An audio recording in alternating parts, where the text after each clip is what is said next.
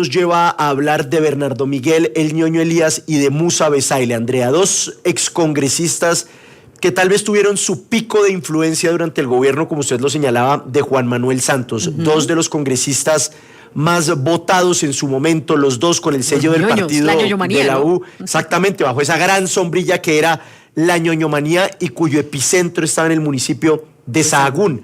En ese momento ellos eran todopoderosos en el Congreso de la República, en la política colombiana, no solamente en la costa Caribe, sino a nivel nacional.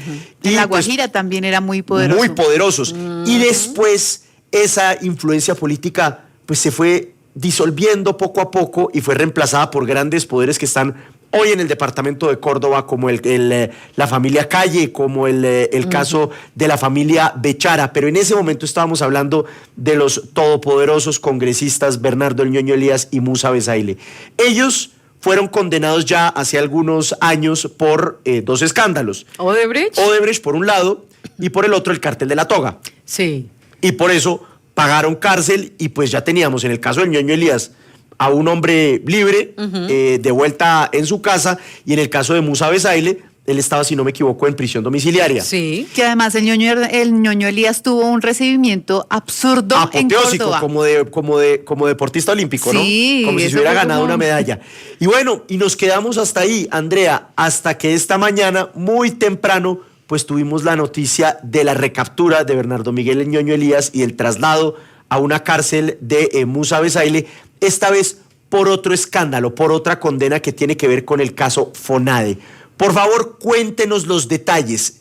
¿Qué hilos del poder se mueven detrás de este caso FONADE que implicó el regreso a la cárcel de esos dos excongresistas? Pues sí, las personas que se quieran conectar, porque además vamos a tener los apartes de la Corte Suprema de Justicia, la Sala Especial de Primera Instancia, sobre esta condena que se dio el 8 de febrero de 2024, por la cual ordenan la recaptura de estos dos personajes que ya tenían, como usted lo mencionaba, dos condenas más por corrupción a cuestas. Pues ingresen ya a W Radio Colombia, estamos en YouTube. Y quiero mostrarles entonces la primera imagen donde se da a conocer el documento. Como magistrado ponente estaba Jorge Emilio Caldas Vera, Corte Suprema de Justicia, Sala Especial de Primera Instancia, sobre esta sentencia condenatoria anticipada además contra estos dos excongresistas, porque ellos dicen sí, nosotros nos equivocamos y hasta piden perdón, imagínense. Pero en esta segunda página pues nos da a entender cuál es el origen de esta investigación. Y aquí es donde sale a flote Armando Benedetti, actual embajador del gobierno de Gustavo Petro. Y dice lo siguiente, Lucas, ampliémosla un poco más. Resulta imperativo, según la denuncia, que ustedes, honorables magistrados, investiguen los actos de corrupción burocrática y contractual en distintas entidades del Estado, tales como FONADE.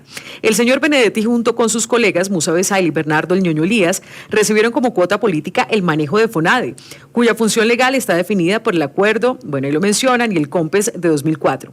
Y ellos, contrariando su deber como servidores públicos, destinaron esos millonarios recursos del FONADE para enriquecerse ilícitamente. Y le solicito a la Corte Suprema de Justicia que investigue cómo Benedetti le vendió los cupos indicativos que le entregó el gobierno a su íntimo amigo, el senador Musa Bezayle, manejándolos a través de FONADE.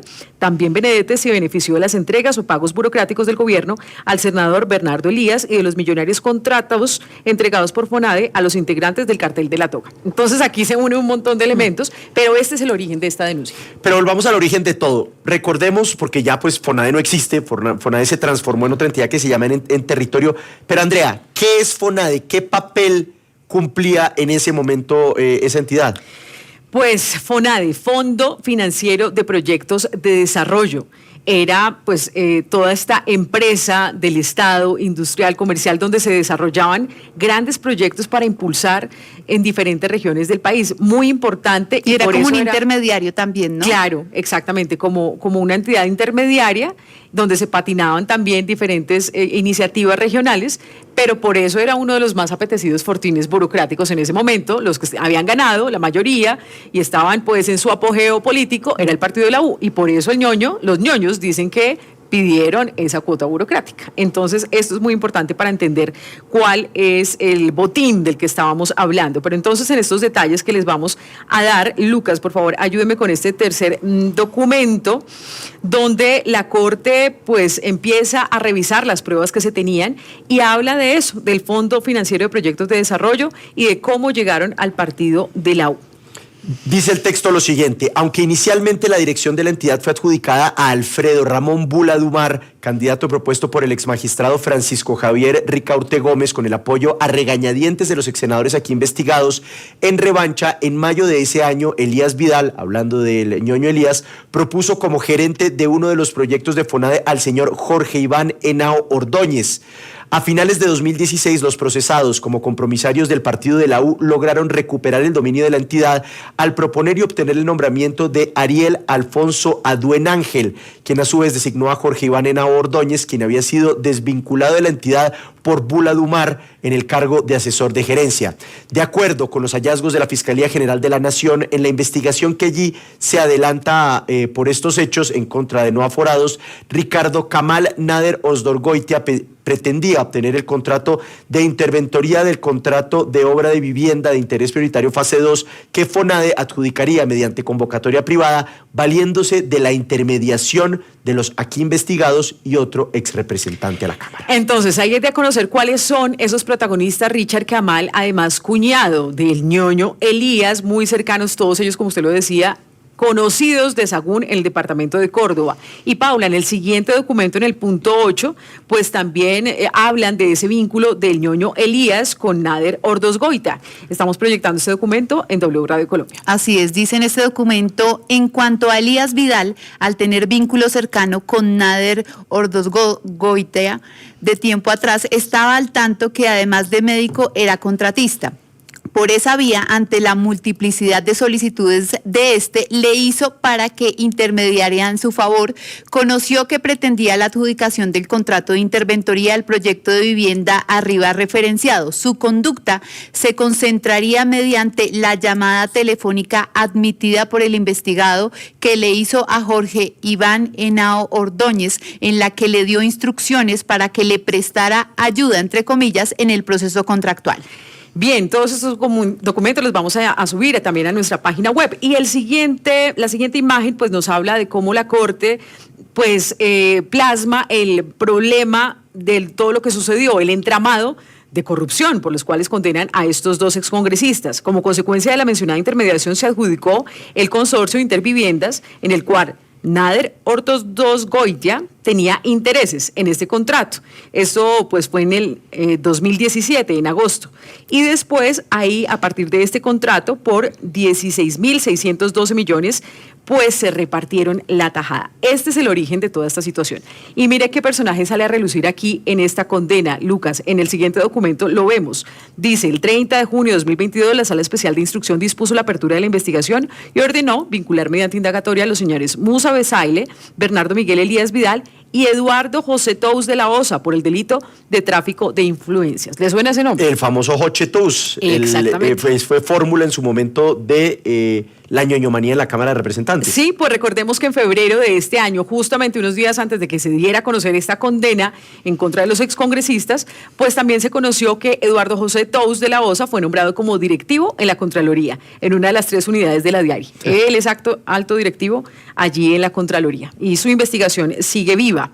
Bueno, en el siguiente documento, pues ahí estamos hablando y están reseñando la Corte que efectivamente se siguió la investigación en contra de Armando Benedetti, Musa Besaile, Miguel Elías y Eduardo Tous de la Osa. Lo que pasa es que ocurrió una ruptura procesal, de acuerdo a unos aforados para el momento de los hechos y otros no. Entonces se abren las líneas de investigación, pero esas investigaciones en contra de Benedetti sigue viva y en contra de José Tous sigue viva.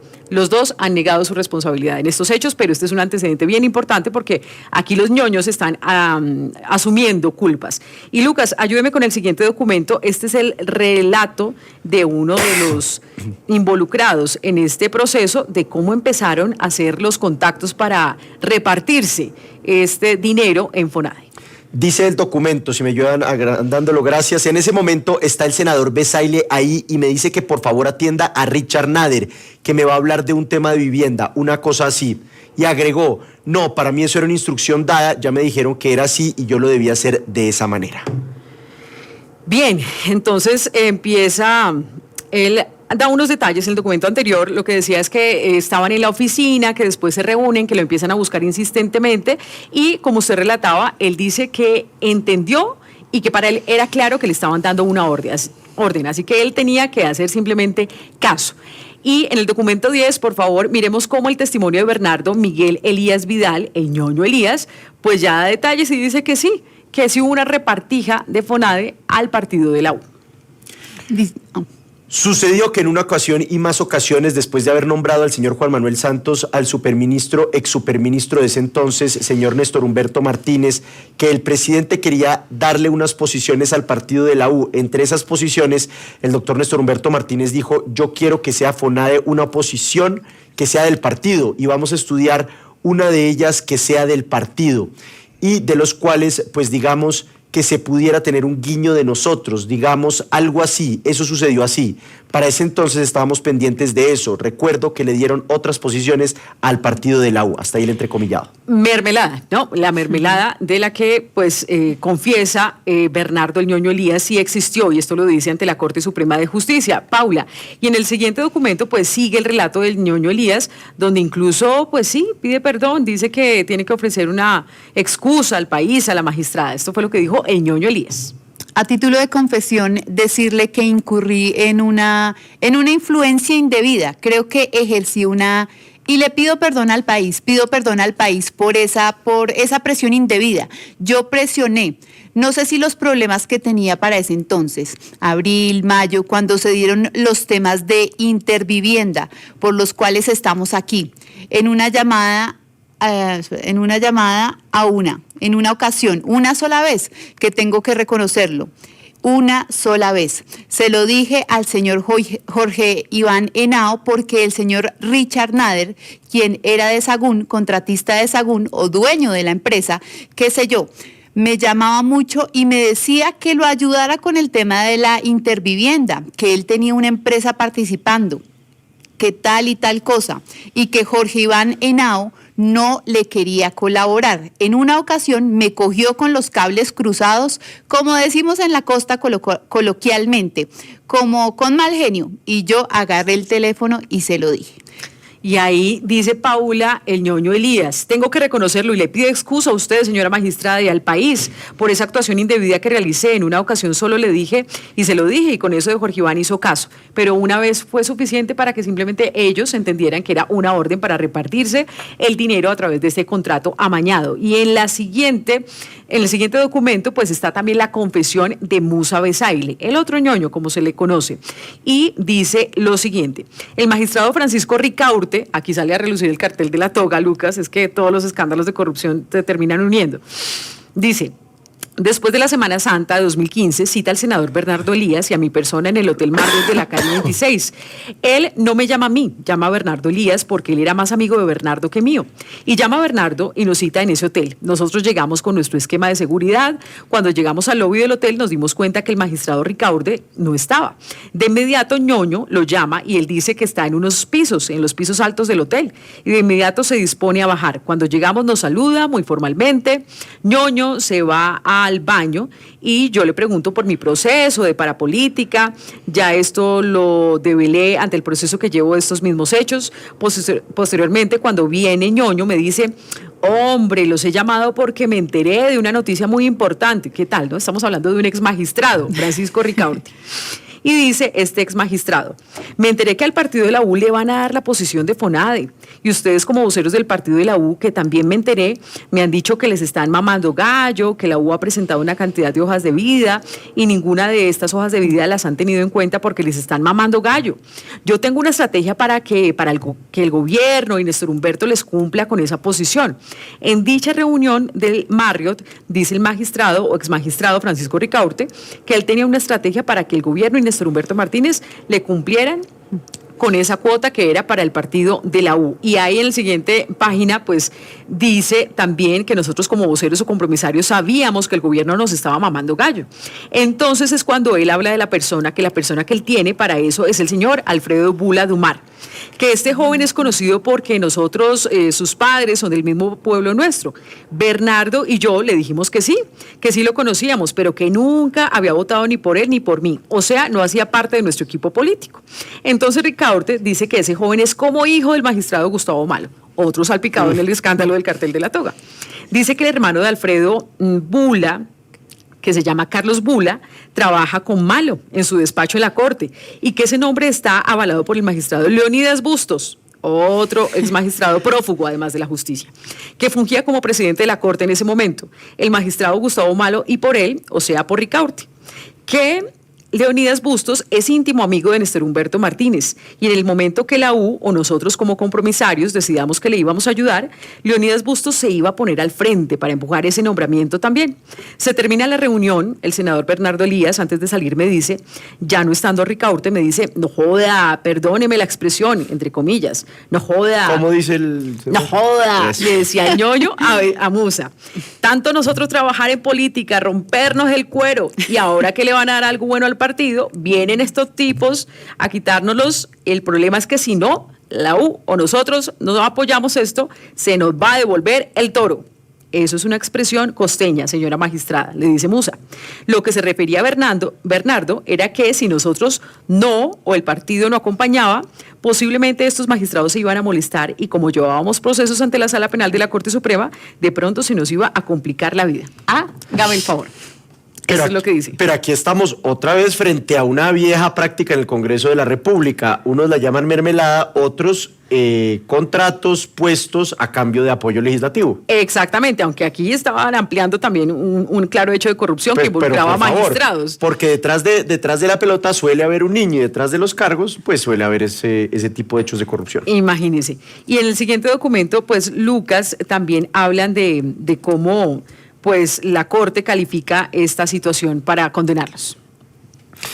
Atendiendo a las circunstancias demostradas en la actuación, se advierte que los excongresistas defraudaron la confianza que la sociedad depositó en ellos, poniendo los intereses particulares de su amigo contratista Richard Kamal Nader por encima de los generales que le era exigible proteger, aprovechando su cargo y poder político para influenciar indebidamente a funcionarios públicos adscritos a FONADE para favorecer a aquel, aspectos que llevan a la sala a ponderar las conductas desplegadas por los aforados como de alta gravedad, lo que conlleva a apartarse del mínimo del primer cuarto para incrementarlo en 1 mes y 6 días, equivalentes al 10% de 12 meses que corresponden al ámbito de movilidad. Y hablando pues de la tasación de la pena, en la misma proporción se incrementa la multa que se fija en 102.5 salarios mínimos y el mismo porcentaje para la inhabilitación de derechos y funciones públicas que se establece en 60 meses y 27 días.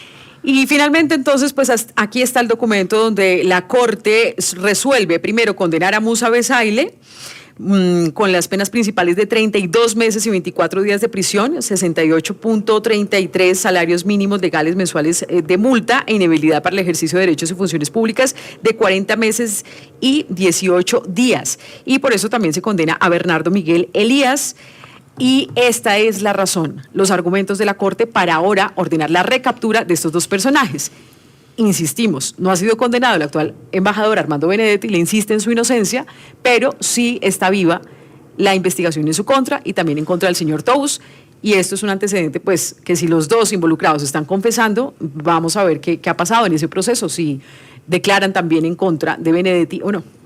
Pues estos son los detalles del escándalo de FONADE que resultó en la recaptura del ñoño Elías, en el hecho de llevar a Musa Besaile nuevamente a una prisión. Y pues esto lastimosamente es un tema que se vive todos los días en la política colombiana.